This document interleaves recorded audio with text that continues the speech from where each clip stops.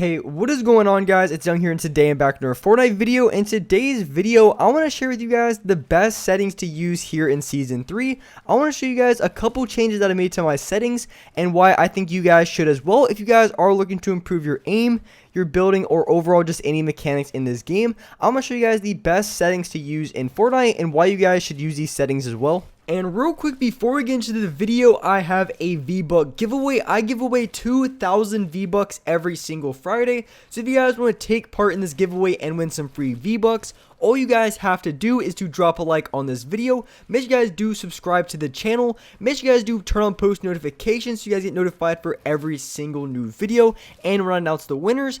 And lastly, leave a comment down below of either your Xbox gamer tag, your PSN gamer tag, or Epic account, and you guys will be automatically entered into the next giveaway. And lastly, make sure you guys do support me in the item shop. All you guys have to do is go down to the bottom right, click on support a creator, type in creator code YoungHumor, and you guys will have me added and supported as a creator in the item shop. And alright guys, let's get to the video. Alright, so in this video, I'm going to be showing you guys the best settings to use here in Season 3. I'm going to show you guys the settings that I have and why I recommend these settings, why I think they're very good, and why I made the specific changes that I made and what advantages that those give. So here, going into the settings, I'm going to show you guys all the settings that I have. So for my colorblind, I do play on the last one with a 4. I think this is a really good way if you guys don't have too many color settings on your monitor or TV. I think it's a really good way to make the colors look a little bit better. So I would recommend putting on that colorblind setting, and you could obviously put it on like a 7, 8, or 9, depending on how much you think is better. But when you put on that colorblind, it makes the game look a little bit brighter, and I just like the way it looks.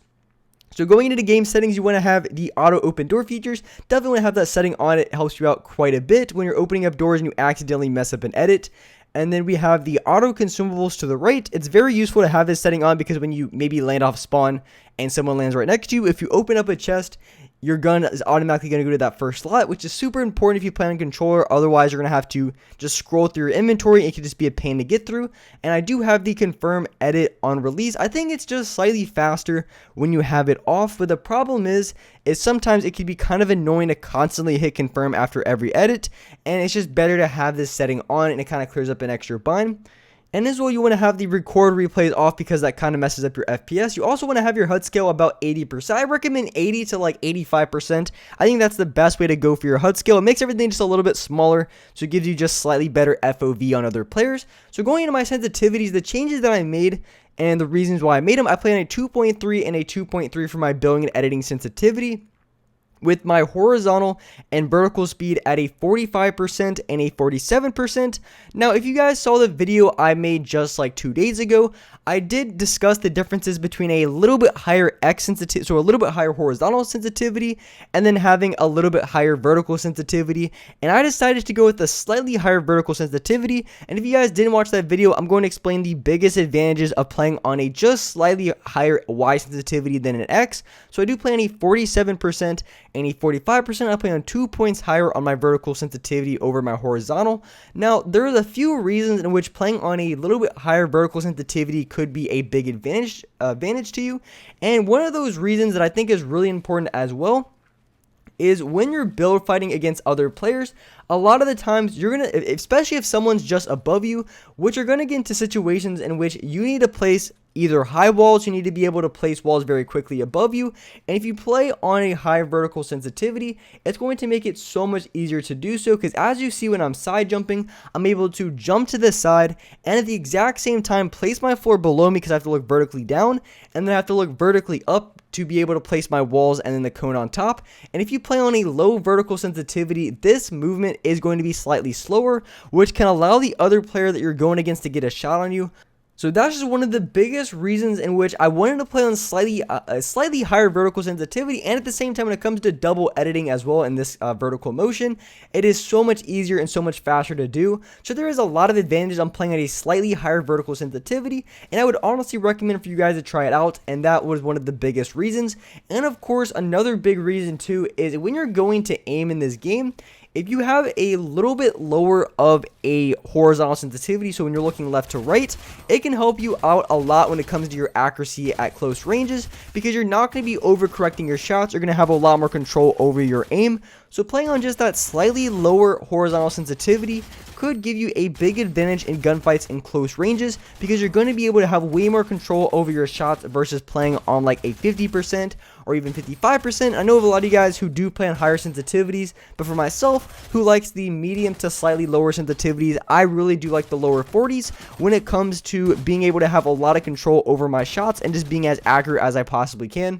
And that's why I choose to play on the sensitivity that I do. So going down into my aim down sight sensitivity, it's kind of the opposite as having a little bit higher as my vertical. I have a little bit higher horizontal sensitivity when it comes to aiming down my sights. So I play on 11% and a 10%, and the reason why I play on a slightly higher horizontal speed is going to be because when you're playing or when you're aiming down your sights against other players, a lot of the times most of your gunfights are going to be in the medium range to maybe close range. So you're maybe aiming down sights with your shotgun or your SMG.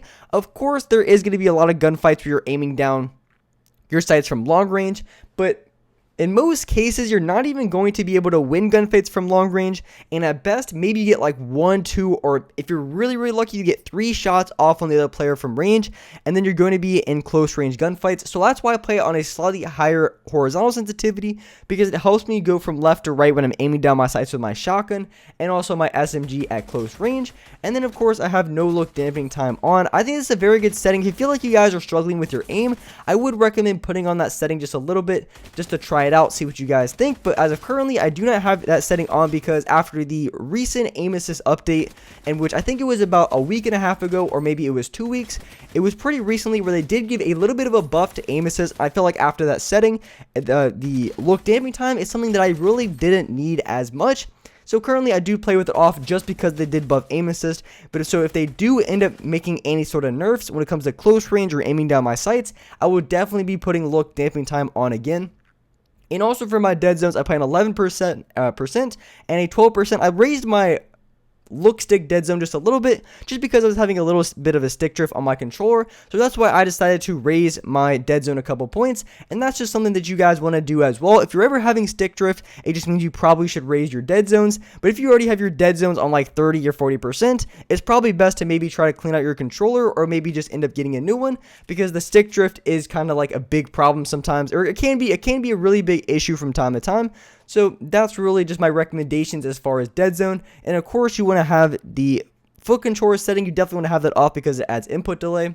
Now, as far as my binds, if you guys are curious and just wanted to see what I have, I do play with 4 paddles, and these are the binds that I have. So of course, if you guys play with non-paddle and non-claw, which I assume is the majority of you guys, of course your settings are going to be looking completely different. But if you guys are just wanting to know what I have, I do play 4 paddles. My upper left paddle is my pickaxe, bottom left is going to be jump button, my upper right is going to be pickaxe, and then my bottom right is going to be my launch pad, which is bound to upper left is left on the D-pad, upper right is right on the D-pad, my bottom left is the A button, and then my bottom right is the B button. Now, if you guys play with non-paddle and non-claw, what I recommend for binds, I made a video just the other day on some of the best binds to use. You really want to have the most important features, or the most important movement buttons that the buttons that you click the most, you want to have those as the most accessible. So for example, having your left stick, so if you play non-paddle and non-claw, I recommend having your left stick as the edit button, and then for your right analog stick could be the jump button, because when you play with non-paddle, non-claw, you have to be you want to have the most used binds as the most accessible, which are going to be editing and jumping. You're going to be using those binds more than ever. So you want to have those as the most accessible, which is going to be left stick and right stick. So having edit on the left and then having jump on the right is a really good set of binds to have for non-paddle and non-claw. So those are going to be the settings that I currently have that I recommend for you guys to try out, that I think is very good for here in Season 3. So if you guys like these settings, and if you guys want to see more videos, make sure you guys do drop a like, make sure you guys do subscribe to the channel. If you guys are new, make sure you guys do hit that notification bell so you guys can get notified for every single new video. And as well, I do live stream every single day here on this channel at 6 o'clock Eastern Standard Time. So make sure you guys do hit that notification bell so you guys will get a notification when I go live on this channel. I play solos every single day. I've been getting a ton of wins, a ton of kills. So definitely come by my live streams if you guys haven't already. Like I said, at 6 o'clock Eastern Standard Time, just hit that notification bell. But with that being said, I appreciate you guys watching the video. And alright guys, I'll see you next video.